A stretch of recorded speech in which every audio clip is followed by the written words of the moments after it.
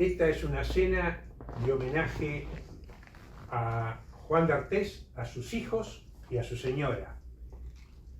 Y vamos a iniciar con un brindis por la verdad verdadera. Y que a la justicia le saquen la venta. Y que a la justicia le saquen la venta. Le voy a pedir que hable primero Alejandro Paverini. Él es periodista, tiene mucha experiencia en el periodismo de lo policial. En el peronismo también. En el peronismo también. Y vamos a empezar con unos salames caseros que trajo el ingeniero Petrosino de la zona de Mercedes y de Luján. Alejandro, estamos ante un linchamiento nacional no popular. ¿Cuál es tu impresión como periodista, como ciudadano? Mi impresión que es más que un linchamiento. ¿Sí? Esto ha hecho que determinadas leyes que se consiguieron en el país como derechos, esos derechos sean abusivos y que determinadas mujeres lo usan para que pasen estas cosas y hay asociaciones, hay colectivos que se abusan de estas situaciones y de lo que nunca se habla es, todos dicen sí, violencia de género. ¿Y cuándo se va a hablar en el país de la violencia de género inversa? ¿Ustedes saben lo que es la violencia de género inversa? No, explícalo por favor. No saben. Es cuando la mujer le pega al hombre. Es violencia de género inversa. Yo lo he tratado en muchos lugares a donde daban charlas de violencia de género y decía, ¿y cuándo vamos a hablar de violencia de género inversa? Nadie sabía qué decirme. Porque hacen talleres de violencia de género, pero nunca hacen talleres de violencia de género a donde puedan ir hombres. Porque en la Argentina hay hombres golpeados, muchísimos hombres golpeados, que sufren también, y sufren bastante. Los echan de las casas, los golpean mal, y tienen que hacerse cargo de todo. Y nadie les da nada, ni 10 pesos. Ni 10 pesos. Entonces creo que son temas que hay que tratar. Yo estoy de acuerdo con la ley Micaela, con todas las leyes que se han sacado. Pero si las leyes son en algún momento abusivas, o hay gente que se abusa de las leyes, creo que hay que ponerle un coto a este tema. Porque no puede ser que haya tantos hombres acusados falsamente. Claro, ese es el problema. A través de denuncias falsas. Porque cuando vos entras a investigar y a hablar y conseguir pruebas y esto, llegás a la postre que no hay nada real, que es toda mentira. ¿Quién les paga a esa gente el tiempo de detención, el tiempo de linchamiento, el escarmiento que le han hecho y la pérdida laboral que tuvo esa persona? Estamos hablando de Juan d'Artés. Juan d'Artés, ¿cuántos años sin grabar? ¿Cuántos años sin trabajar? 5. 5 años, ¿no? ¿Cuánta plata perdió? ¿El lucro cesante de él no vale? ¿Quién se lo va a pagar el lucro cesante? ¿Quién se va a hacer responsable de eso? ¿La ley? No. ¿El Estado? Tampoco. ¿El colectivo de actrices? Tampoco. Porque no hay en la Argentina un sentido verdadero de justicia. Usan las leyes, te masacran, logran el objetivo de la persona y el acusado, chao. Tenemos muchos casos en la Argentina. Muchísimos. Ahora últimamente he conocido otro de un muchacho que está detenido, de Pablo. Pablo está detenido en una causa que dicen que violó a su hija, Sí. que violó... Esa es la típica de uno. Que violó a la hija, esto, aquello, era pecharlo nada más. El tipo trabajaba en una empresa de seguro de estos que andan en los camiones con caudales, se quedó sin trabajo.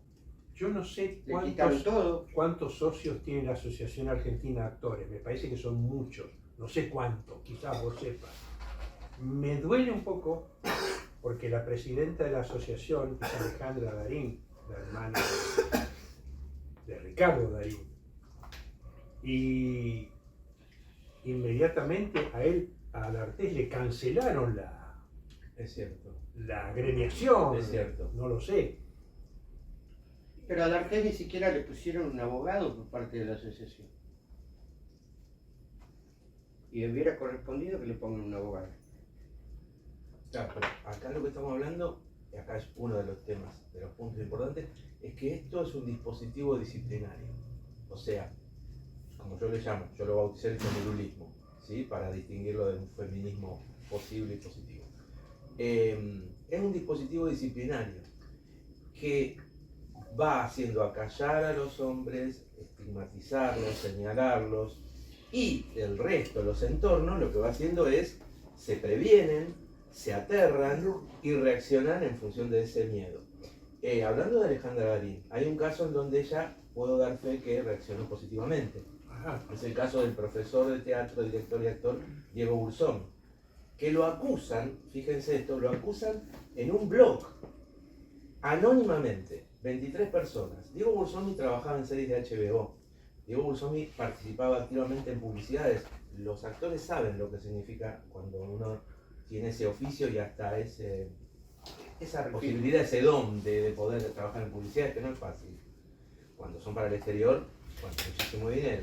Y además tenía un estudio, tiene por suerte todavía, porque ha podido sobrevivir, y no es exagerado decir sobrevivir porque tenemos 23 suicidios por scratches, un estudio ahí en Chacarita, con 100 alumnos por lo menos. Esto le significó la pérdida de todo esto. Entonces él va a la asociación de actores. ¿Fue a pedir ayuda? Fui, y cuando le dice a Alejandra Darín, lo comprende, y de hecho le dice, mira, yo todos los 24 de marzo marcho con la columna de la asociación. Y a mí me gustaría que este año no sea una excepción. Pero claro, porque ocurre lo que yo llamo, se convirtió en un perro apestado, por eso le decía, ¿cómo voy a poder ir? Él salía a la calle y lo insultaban. Entonces Alejandra Darín le dijo, yo voy a marchar al lado tuyo. Cosa que yo estoy revelando ahora y quizás a Alejandra Darín le puede dar como cierto temor Yo o no cierta sabía, aprensión. yo no sabía. Pero me parece que es importante tanto para rescatar una buena acción de la Secretaría General de Actores, como también para ilustrar esto que es el dispositivo disciplinario. Es decir, el resto se va acallando, porque esto es lo más parecido al macartismo, solo que mucho más cruel y exitoso. El macartismo, pensemos que dejó un suicidado. Siempre se dice, ¿no? Como no, hubo muchísimos actores, sí, hay muchos actores que fallecieron mucho más jóvenes, con ACV, etc. Pero hay un solo suicidado, un abogado defensor de ellos. Aquí tenemos 23 suicidios que yo contabilicé, no que una ONG o el Estado. Por falsamente acusado. Entonces, ¿a qué nos remite? Ha sido esto. Y aparte, la idea de que si yo apunto a un famoso, allá era Hollywood.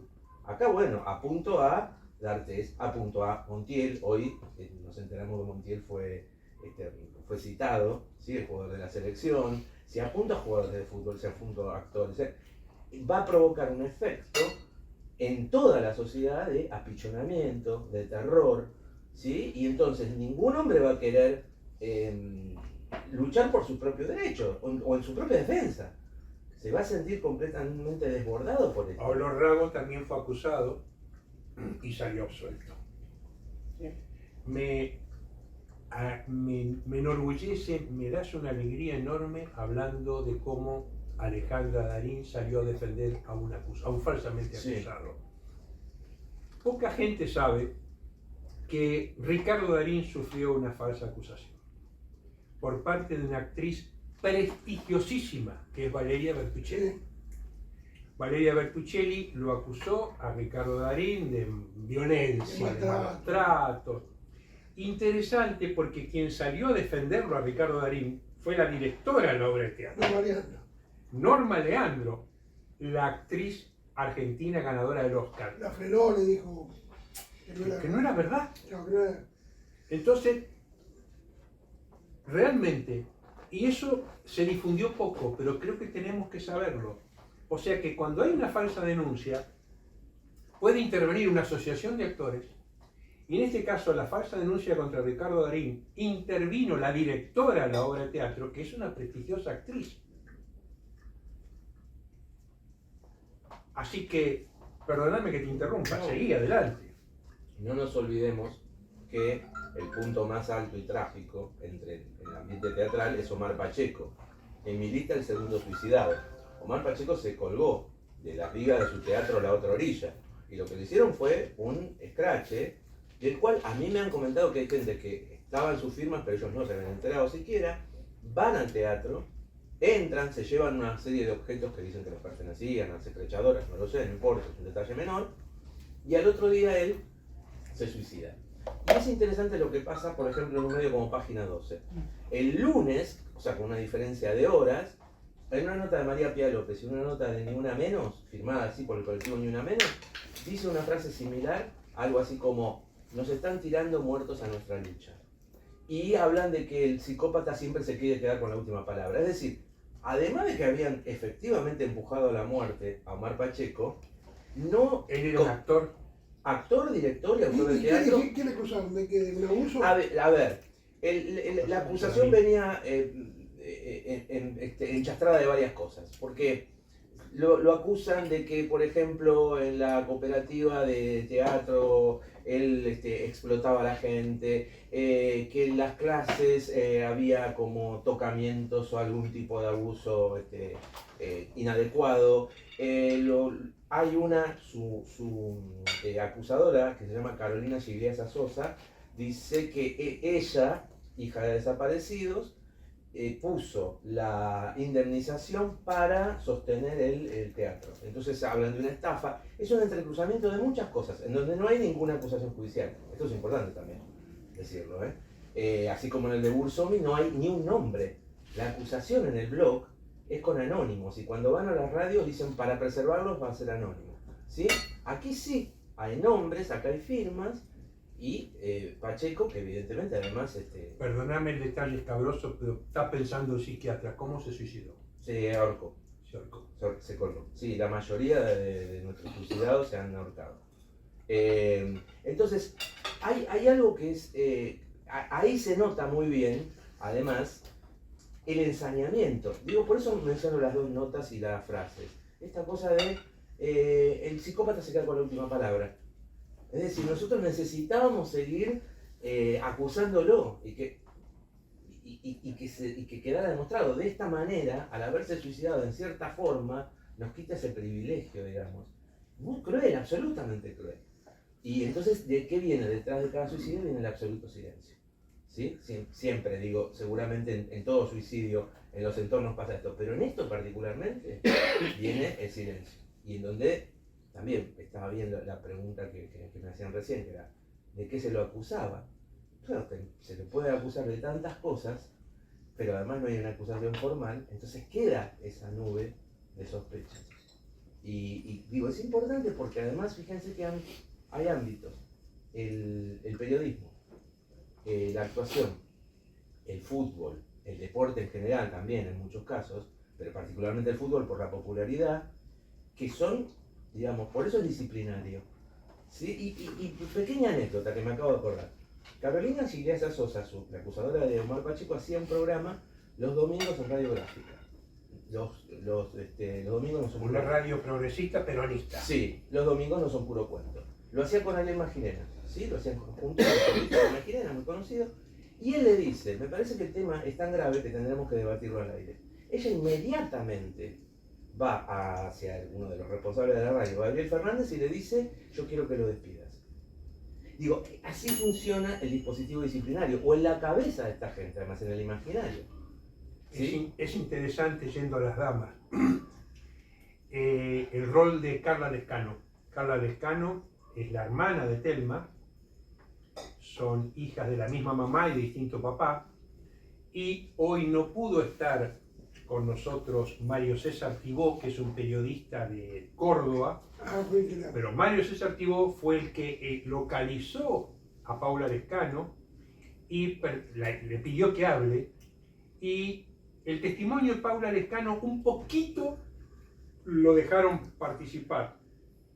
Qué pena que no tengamos acceso a la causa de Brasil, porque no sabemos si el testimonio de Paula Lescano se permitió en la causa. Me parece que no declaró en Brasil.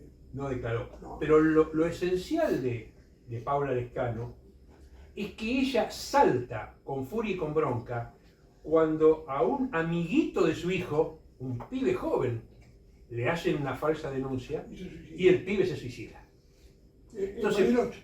En Bariloche. Claro, es Agustín Muñoz. ese caso. Agustín Muñoz. Agustín Muñoz. Entonces, Paula Lescano es una chica que entra a este escenario primero porque un amigo de su hijo, ¡bum!, se suicida. Además ella había sido realmente violada por el padre. Y ella hace un alegato. Ojalá algún día podamos hacer una obra de teatro de cine para ver el alegato. El alegato de Paula Lescano es, ella lo que dice es que tiene severas dudas de que Thelma haya sido abusada. Y ella dice, yo sí fui abusada. Yo sí fui abusada, tuve una causa. Y me hicieron 14.398 pericias. Yo ahora me tengo que preguntar una cuestión técnica pericial. Cuando nosotros discutimos la cuestión de Thelma Fardín con D'Artés, discutimos el testimonio de su hermana que dice, ella ya mintió acusando a otra pareja de mi mamá de una falsa denuncia. ¿Por qué no lo sabemos todo? Entonces ella dice que en esa familia hubo realmente un papá violador que fue preso.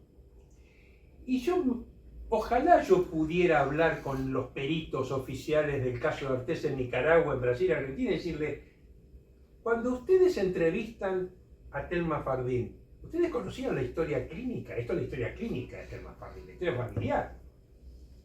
Yo Nicaragua no. O sea, Yo ruego a todos los dioses de todas las religiones, porque si a un perito se le escamotea tamaña realidad de una historia clínica, el perito, perdónenme, es inducido a error. En términos duros, es manipulado. Y bueno, pero eso fue porque en Nicaragua solamente aceptaron lo que se presentaba.